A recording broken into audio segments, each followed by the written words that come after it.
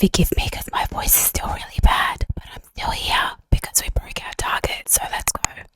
All right, guys, my voice is seriously straining, but Bitcoin did break 70K and we need to talk about it. This is a follow-up video from my update yesterday where I talked about the potential of Bitcoin getting to about 70K. And throughout my sleep in the Asia session, we ended up smashing through that and we made it to about 71,600. Let's get into the details of what actually happened with this price action. And then that's going to help us to gain some sort of an idea as to what might happen next. Now, I actually want to bring you to a tweet that I retweeted today from 𝗟𝗶𝗃𝗵, who seems to be copying it a lot because he's quite bearish. But he said a lot in his tweet yesterday that I actually agree with. And that's what I want to talk to you about on this video. So he said, we tagged 70K, but the move up again was completely perp driven with spot selling off. More of the same we've been seeing at prior all-time highs. So at the moment, it just looks like another fake out to me. Now, I retweeted this because I agree with that part. As usual, there's always the misinterpreters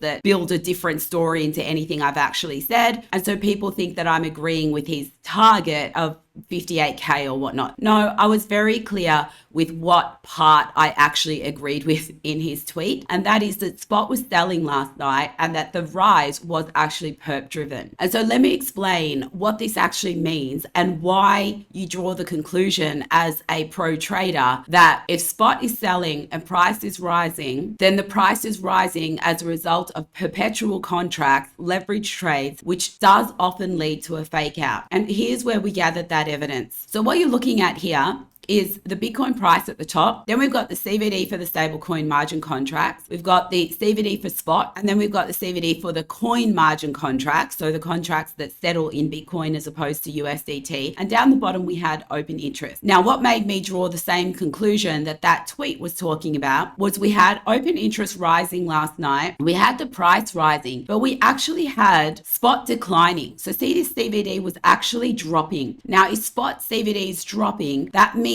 that people aren't buying spot. And I've spoken to you before about when we have a bullish move to the upside, if the CVD spot is bullish, that's confluence because that's telling us people are happy to invest in this because generally you buy spot for investment purposes, not for short-term trading, which is what perpetual is used for. So what I could see yesterday that was making me suspicious, particularly right here in this section here, was the spot was declining, but the coin contracts were actually rising and so was the open interest. So that meant that the move up was driven by leverage trades, which are generally more short term than spot buying. And that does lead you to believe, in combination with everything else that I teach you on this channel about counting your rises and drops, when you see this combination and you know that your count on the daily time frame is entering the level 3 or it is in the level 3, then what is actually happening now is the market maker is starting to build contracts against us. That is one possibility. And that means that if the price is rising, the contracts they're building against us would have to be short positions. The other thing that I don't love about this rise, although I have to be honest, because when I say these warnings to you guys, the only reason I say them is to make sure that you guys are protecting your profits along the way. I'm not trying to get you to believe it's not real or to to not take a trade at all. Whilst the trend is there, trade the trend, and the trend is currently bullish. 100% make your money from that. When I give you these warnings, my only intention in giving them to you is to make sure that you protect the profits that you've made, because if this swiftly turns around, if it turns out that all of these things that we're seeing come to fruition and price swiftly turns around, then all the good work that you've done in opening your long position that might be in profit right now could get taken back literally in one candle. So the only reason I give you these warnings is so that you keep taking partial profits along the way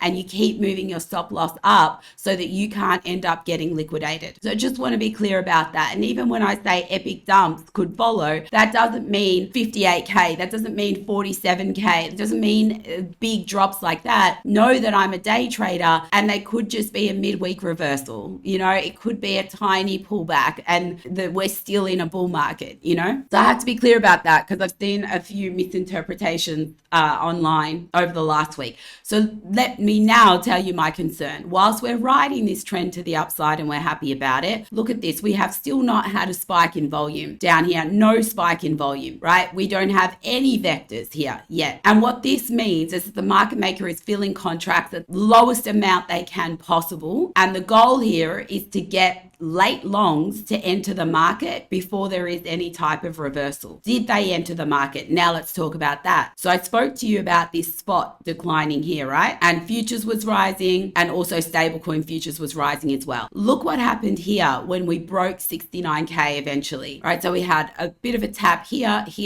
and then on this one, when it eventually broke, now look at the confluence. The open interest is rising massively. We've got coin futures, stablecoin futures, and also spot all rising now. So that means confluence in the trend currently, which is great. But when you combine that with the count, this could all be rising because it's now late longs getting in, which you expect that. Especially after breaking 70K, you expect that. Late longs are going to jump in because at 70K, they think, oh, the breakout is coming, like this is it, you know? And it might be. I'm not saying that it's not. I don't know how long they will continue building their contracts against us. But what I can tell you is that that is what is happening based on everything that I've just seen. And when we go and have a look at high block, I spoke to you about this in yesterday's video. We still don't have high levels of liquidity below price. The liquidity is still above price. That means that people are more interested in shorting this. They're trying to catch the top, or what they think is the top, you know, being the top of the accumulation range in a short position, because they still don't necessarily believe this pump, you know? Let me actually refresh this now. So we can see here that this was the yellow we talked about yesterday, about 69.9. That got completely wiped out. I think it was in Asia today, potentially. We've taken out some of the green that was above. I mentioned that there was some liquidity above that as well.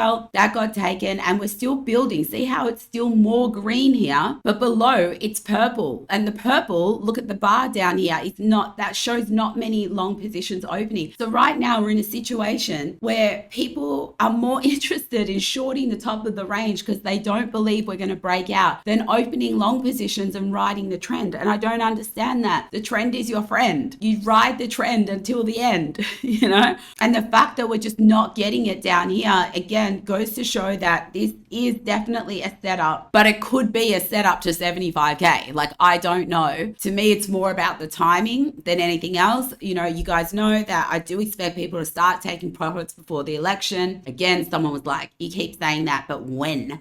When? Before the election? Like, what other language do I need to say it in? That could be any time between now until the election. We are looking for weakness in that period every day. We are looking for weakness. If we don't see it, fine, continue to ride the trend. If we start to see it, only then will we start to take our own profit, number one, and number two, start to potentially flip our positions, providing the right signals are there. So believe me when I tell you I'm bullish, but I can be bullish and see a trap. That's the difference, because I manage my trades well. And so because I can manage my trades well, I can trade a trap easily. Sure, I can see what you're doing, market maker. I'll be in on that with you. No worries. And that's what we're all doing right now. We should all be in long positions, riding the trap with the market maker and looking at lower time frames for weakness, so that we can get out before they execute that trap. So where might the trap happen? Let's go and have a look at this. Now, I'm showing you right now heat map orders on Trading Light, and heat map orders show you where current limit orders are, in case you've never seen this before. And they would be limit orders below price are long positions, limit orders above price are short positions. They can only be that. Now, I'm actually showing you not the normal chart that I show you usually on this channel. I'm showing you the Binance Coin M contracts,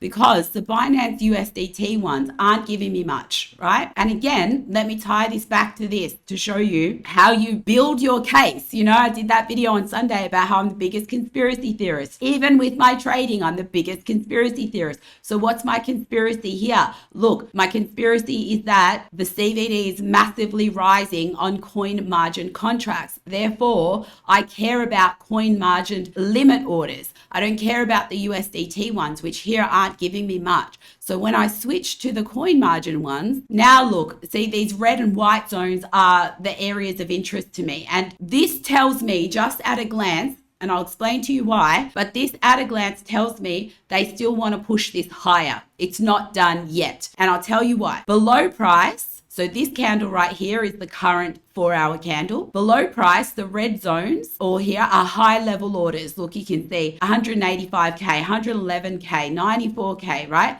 That's between 70,500 to 70,650. So if we get a little bit of a retracement into these buy orders, that will pick up and then it will continue to move to the upside. When I see those buy orders so close to the current price, that is a signal to me that they want price to keep going. If we were going to get a decent retracement, you would see the red zones down here somewhere, wherever that retracement is going to come. We're not going to get it yet based on this. Unless, of course, they disappear, because that's also possible because they're just limit orders. So therefore, now you know that. You know where they want to currently hold price, but this is something that you have to watch live in the moment. So as price comes down here, you would check that those orders remain. And that is why it's handy to have something like Trading Light. But then when we have a look at above price and the same principle, where are they looking? Where is the highest interest to short this? And so above price here, we've got shorts at around, what is this? 72,050 up to 72,175. So let's just say just above 72K, they're looking to short, but also at 73,300. Now, if price does continue moving up into this zone, again, it could be a trap. And as price gets closer, those orders might get filled and we keep going. And that is what I suspect would have happened yesterday. I can't confirm it because it happened in my sleep. But I know now, through having traded this method for so many years, that when I wake up and we have smashed right through what I saw a high level of orders, that either those orders got pulled at that time or they just got smashed right through and the buys were stronger. And that could be what completes this level 3 rise. But again, we could get to it and then more orders could build above and also more long orders could build below, trying to push it even further. That's why I say we have to watch this live, and all I can do is give you the targets based on what I'm looking at the time that I film this video. But when anything dramatically changes, I will usually try to do an update on Twitter, worst case scenario, but your best case scenario is to just get yourself into our Discord. And the best way for you to get yourself into our free Discord is to use the link in the description of this video to join Blofin. If you do that before November 13th, you can earn up to $10,000 worth of futures bonuses. In addition to that, as I mentioned, gets you access to our free Discord, and it also gets you a 20% trading fee rebate for life. Only with the link in the description of this video. Now, when we have a look at the lower time frames to see if this has got any more juice left in it, what we're seeing right now, again, is the rising open interest, okay? But we've got a flat volume currently, and we've got consolidation currently as well. So when you have flat volume and consolidation, but you have rising open interest, another breakout is coming eventually. Now, that doesn't tell you the direction, it just tells you breakout coming. And there isn't a stop hunt actually necessary in order for it to come, because their open interest shows you that there is commitment. And these levels here that I've put all over my chart that just look like a massive mess right now, but all of these lines are the liquidity that is available above and below price currently. And you can see that that can take us all the way to the range top. But I do have to point out that these levels aren't huge. See here, what I've marked here is the amount of liquidity that will get taken if price spikes into each of these lines here. And when they're around 67, that's actually not all that high. So I usually get rid of anything that is under 100 just to keep it looking a little bit cleaner. And we can see above price currently, the highest levels we have is the 90 million here at about 72K, and then another 90 at about 73,500. So they're very close to those heat map orders that I told you. And if price does continue up, probably going to take that out in addition to all of the other 60s that I showed you, which we won't add them up, but you know they're there. And that would take us to the range top, and we'd have to reassess there. But just know that for now, 72, then 73.5, they're kind of the next two targets should price continue to the upside. Now, at the time of filming this, we are halfway through the UK session. So there is another potential thing that could happen if the UK holds the same range as the Asia session. So it doesn't extend any higher than the initial high of the day, which is at currently 71,607, or break below the initial low of the day, which seems unlikely, but you never know. And the initial low of the day is at 69,733. So if UK stays in that range, then it's doing one of two things. Either Asia made the move, which it did because it was a wider than 2% range today. So Asia made the move, UK is going to consolidate, and that means that UK behavior and Asia behavior swapped today. That is possible, and I'll tell you why that's possible, because of news events. And news events can switch the model. So today, being the 29th of October, we have jobs job openings coming out today, and the consumer confidence this is 6 p.m. Dubai, but that is going to be towards the end of the UK session. So let's go and have a look at the 15-minute time frame for a little bit of a better idea. So 6 p.m. is going to be right on the gap. So that news is going to come out today right on the gap, right after the UK session closes. And that means you're going to have to wait for the US Open to get a real reaction on whatever the result is of that news. This, to me, when I look at this on the 15-minute time frame, at a glance, it looks like I've had my 3 rises and an extension. So I've got a rise through here, another one through here, and I'm paying most attention to where I'm seeing these volume spikes, another one through here. So that's my 3rd level rise. But on the presence of a news event, you can get an extension prior to it. And that might be what we've seen happen now. We're either in a situation where UK is consolidating, but it's consolidating above 50% Asia, which is at 70,670, and the 50 EMA. So whilst the price stays above that level, I would say that we have a good chance of breaking out to the upside. However, if the news comes out and it's not great news, that could lead to US reversing this trend. But again, I'm not saying that it's all over. This would be a 15-minute time frame reversal, which could be very short-term and temporary as it comes down to take some of this liquidity here, which has built as a result of the late longs. So these positions here have opened because people 100x longed right here. That's why they exist, and they're quite high. It's at 196 million and 127 million. You know, these liquidation levels here exist because of people who longed here, and these ones here exist because of people who longed here. So any of these liquidation levels will become targets to the downside if the US tries to reverse this. And that's what I think you have to be prepared for based on the fact that we have news events and we do have the 15-minute rise with an extension completed. But again, I remind you, that could just be a short-term pullback just to take back some liquidity before we move out again a little bit higher. Like I said, we're looking for weakness to give us an idea that the whole trend, the macro trend, is about to experience a pullback. And I don't have that just yet. I have a very strong move in Asia and consolidation. So until I see that hint that there is weakness on lower timeframes, I am going to believe that macro on the higher timeframes, we should still continue up, even if there are short-term retracements in between. So I hope that that clears up whether I'm bullish or bearish. I'm never any of them. I am trading what I see, and what I see is a trend to the upside and consolidation, but not weakness yet. And I'm aware that the news event might be an area to react.